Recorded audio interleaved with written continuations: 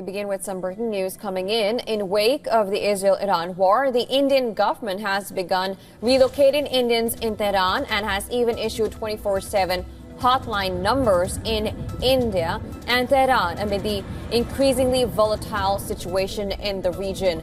Now, a 24/7 control room has been set up in India by the Ministry of External Affairs in view of the ongoing developments in Iran and Israel. And additionally, the Embassy of India in Tehran has also set up a 24/7 emergency helpline for Indians in Tehran.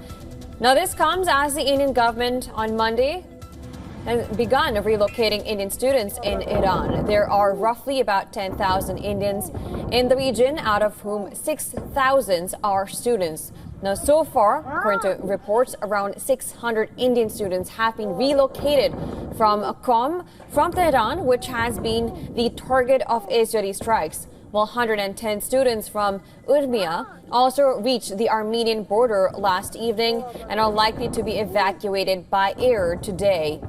Now, in a statement issued earlier, the Indian Ministry of External Affairs said that the embassy in Tehran is continuously monitoring the security situation and engaging Indian students in Iran to ensure their safety. Now, furthermore, the Indian government said that some students are being relocated with the embassy's facilitation to safer places within Iran, and other feasible options are also under examination.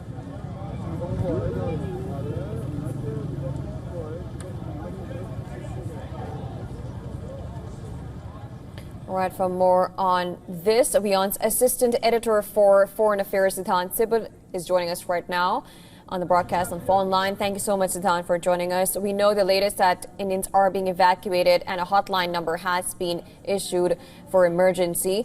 What is the latest that you can bring in? Any update from the ground?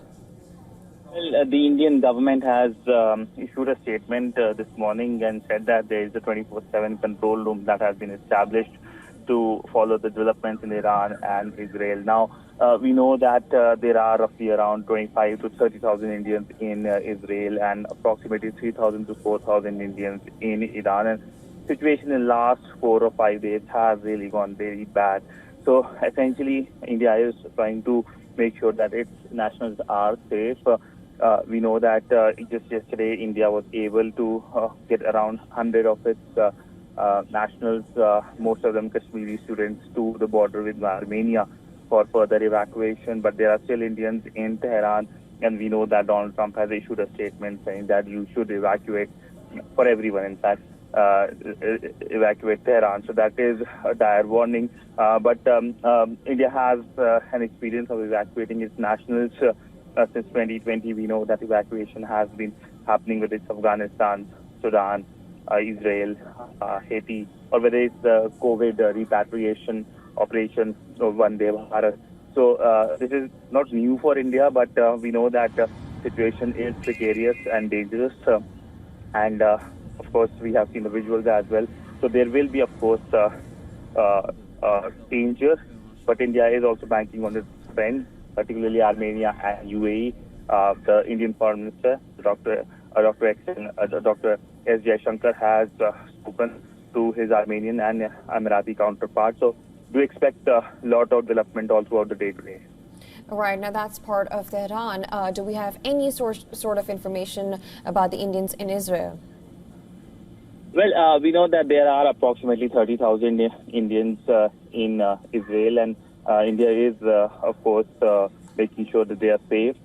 India had issued an advisory last week, helpline numbers as well. And remember that the airspace is closed with when it comes to the West Asian region and for Israel as well. So the only way of evacuation is through land border, particularly with Egypt. So it looks natural that the Indian side will be reaching out to the Egyptian side as well. But it is a situation that has really exploded in the last 2 or 3 days, and India, of course, will be worried about its nationals, not only in Israel and Iran, but also across the region. Right, so then, of course, that is the latest that you brought in. Thank you so much for that. We'll, of course, be back to you to get more information.